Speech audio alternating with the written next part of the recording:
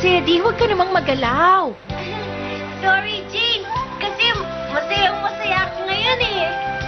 Ngayon ka palang makapagsisimba na kasamang mahal na konde. Tsaka makikita mo na rin ngayon ang mami mo. Kaya ka siguro masayang-masaya, no, ha? Oh, huwag kang malikot at isusuot ko pang sinturon mo. Ay, sir. Yan ang mabait na bata. Oh, sige na. Ayan. Aha, tapos na.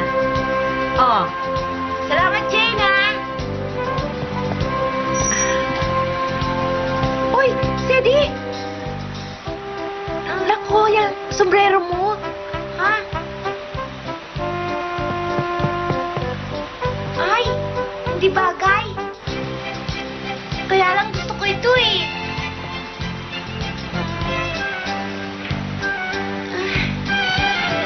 fb.com/olamat.nathambihira. Kaya ito na lang. Mas bagay pa ito sa suot ko. Nararayuma kayo, mahal na konde. Paano kayo makapagsisimba? Pesting rayuma ito. Talagang hindi ko nga makakaya. Sabihan mo na lamang si Sedi. Asang-asa pa naman si Master Cedric na makapagsisimba kayo magkasama. Sasama ang loob niya. Ano ba magagawa ko kung ayaw mawala ang sakit?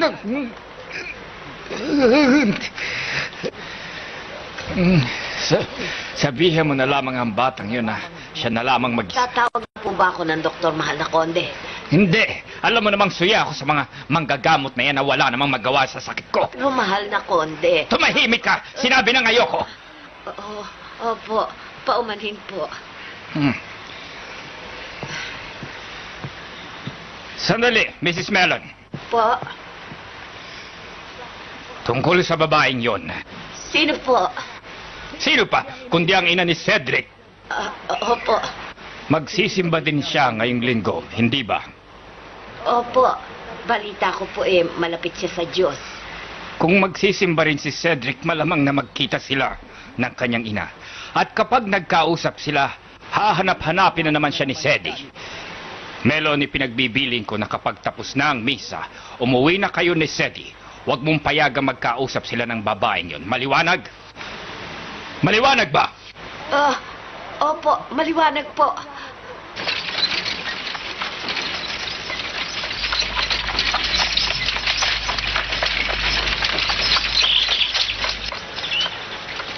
Ang ganda ng panahon.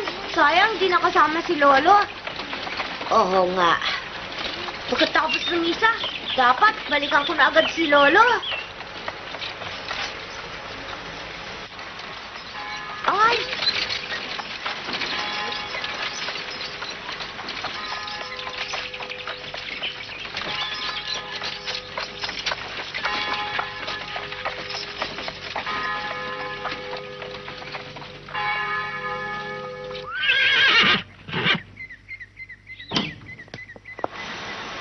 Ayan na si Master Cedric. Ako ng mahal na konde. Ang cute-cute niya. Ang ganda, no? Parang si Mr. James. Salamat sa inyong pagdating, Master Cedric. Magandang umaga po, Reverend Mordan. Magandang umaga rin sa iyo. Tuloy po kayo.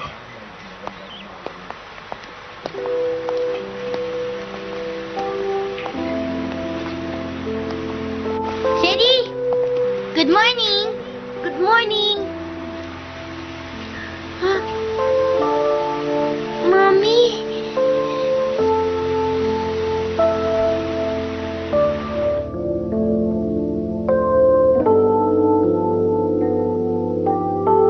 Master Cedric.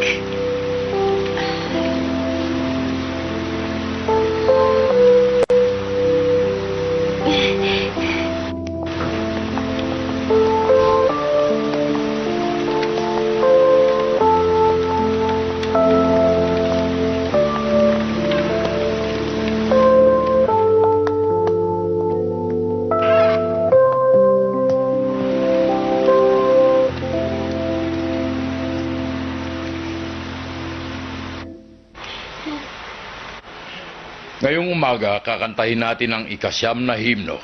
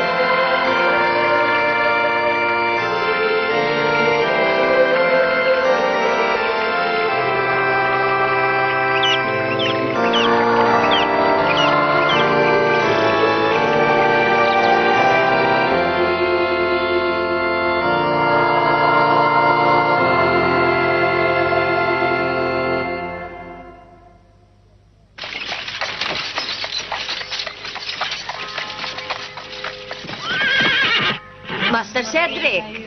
Ah, O, tayo na. Uwi na tayo. Kayo ba naman dyan eh?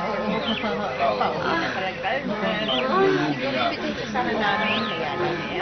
Sana ma. Sige na po. Kanina pare. Pupunta kami riyan. Pagkagaling mo dito sa simbahan. Dito ko lang. Ano kayo? Mami! Wala naman Hindi naman ako.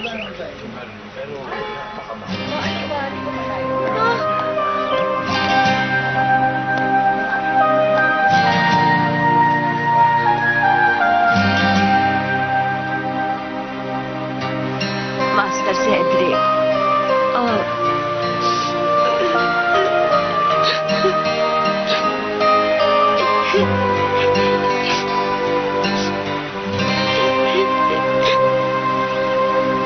Master Cedric.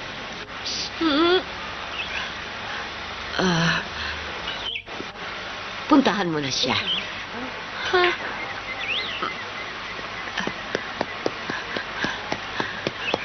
Mami! Sedi?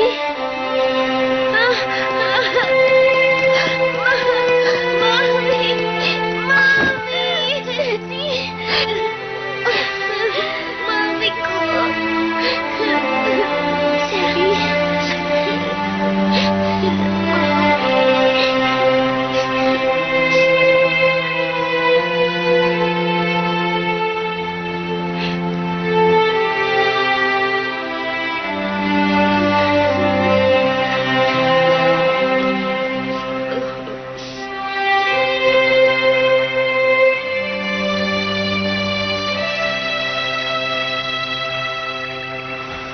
Sedi, ang lusog mo ngayon, anak.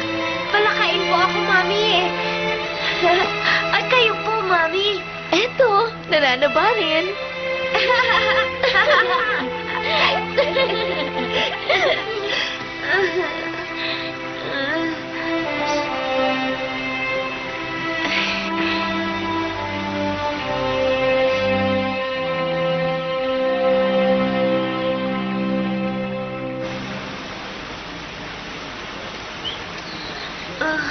Kaya lang, Mami, alam mo, si Lolo may sakit. Ha? Ang lolo mo? Opo. Kasama ko po sana siya dito eh. Kaya lang sumumpong ang rayuman niya, kaya naiwan siya. Masakit na masakit daw eh. Kawawa naman. Po. Mabuti pa, Sedi. Umuwi ka na para may kasama na siya. Sige po. Tiyak, naghihintay na siya ngayon sa'yo. Sige, Mami. Magpapakabait ka ron, ha? Lalo na sa iyong lolo. Opo.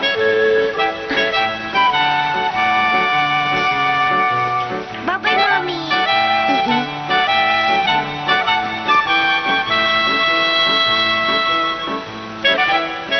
Bye-bye, Mami.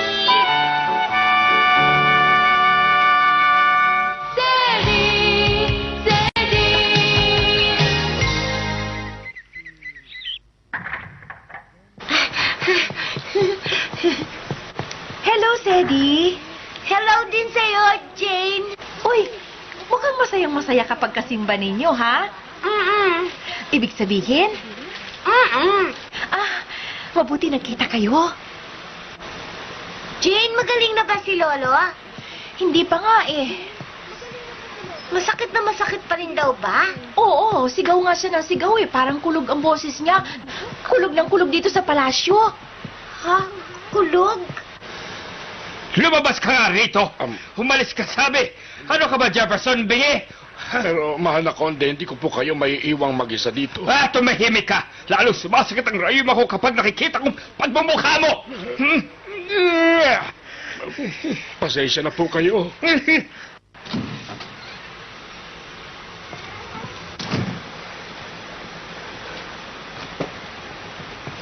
Jefferson!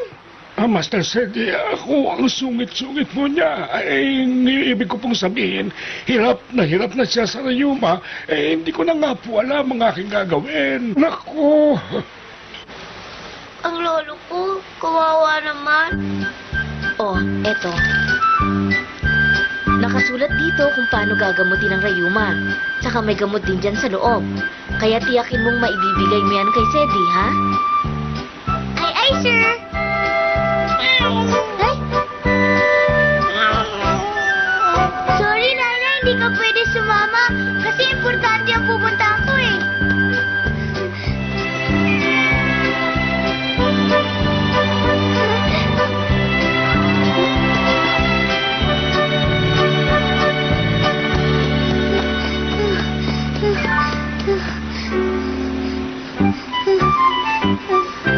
Galing sa mami ko?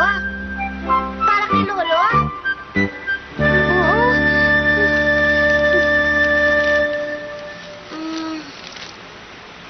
Jane, ito pakibasa. Pwede mo bang sundin na nakasulat dito, ah?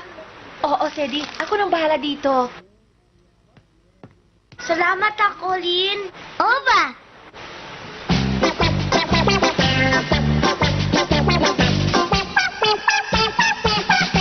Ano amoy yan?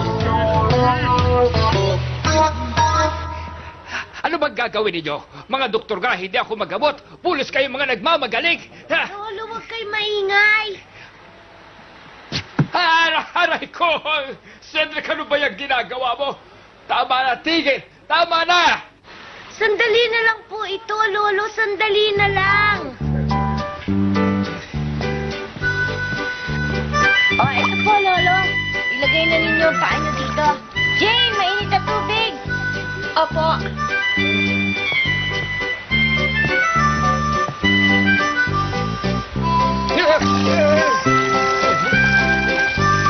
Ano ba yan? Ang baho! Nung nasa India po si Mami, may nalagaan din siya matandang babae na may rayuma din. At ito ang pinanggagamot niya. Mabaho po talaga pero gagaling kayo dyan, Lolo. Ano na pakiramdam niyo ngayon? Mrs. Melon, hanggang mamaya pa ako dito. Dalang pa po niyo ako ng mainit na tubig. Opo, Master Cedric. Salamat po. HD encode by Carlalo 16. Lolo, kumusta na? Tumatalab na po ba? Hindi.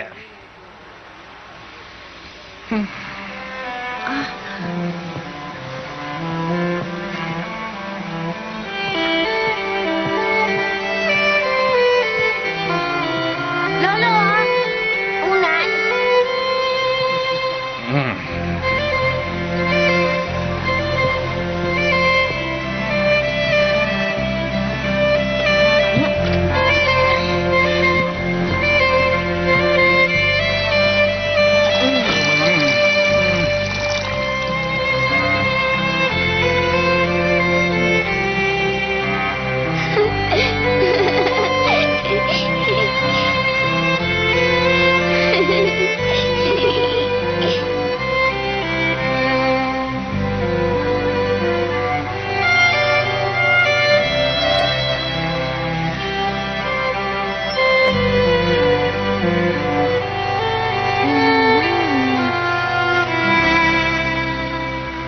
Sedi, gusto mo ba si Dugal?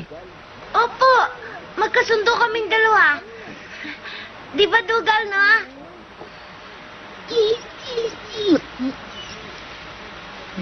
Magkasundo kayo, ha? Di po ba sabi ko sa inyo noon, Lolo, hindi pa ako nalalayo na matagal sa aming bahay sa New York? Nung una Ha? po ako matira dito sa palasyo, natatakot ako. Hindi ko kasi bahay to eh. Nalulungkot ako. Pero nagkita rin kami ni Dugal. Oops.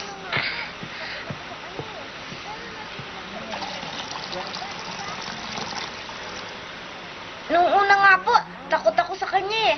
Pero naging magkaibigan kami. Tuwang-tunga nga ako noon eh. Diba, Dugal, kaibigan tayo?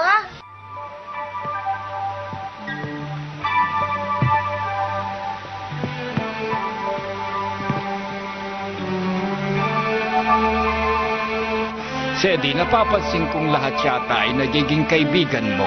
Opo, Lolo. Masarap po ang maraming kaibigan. Di ba marami din kayo kaibigan, Lolo? Ha? Bata pa po ako, kaya di ba masyadong maraming kaibigan ko? Pero kayo, Lolo, siguro ang dami-dami na ninyong kaibigan. Siguro din na ninyong kabilang. Oo, ganun na nga. Alam niyo, Lolo, sabi ni Mr. Hobbs, mas importante daw mga kaibigan kesa sa pera. Sinong Mr. Hobbs? Yun pong may-ari ng isang grocery sa New York. Kaibigan ko rin po siya. Siya po ang ikalawang paborito ko eh. Ikalawa lamang? Opo, ikalawa lang. Sino ang una mong paborito? Mami ko po. Pero gusto ko rin po kayo, Lolo. Kaya lang, pinaka-paborito ko, mami ko.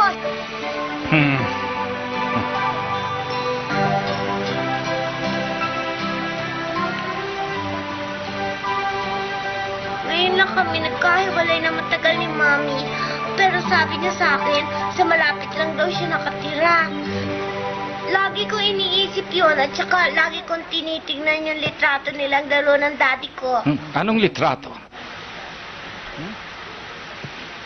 Ito po ang espesyal na relo ng daddy.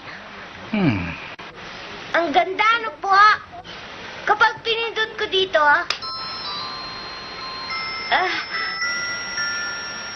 lalabas ang mukha ni Mami.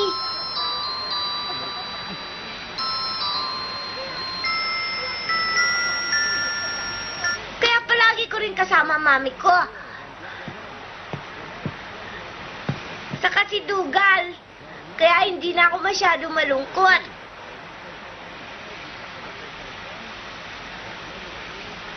Hmm.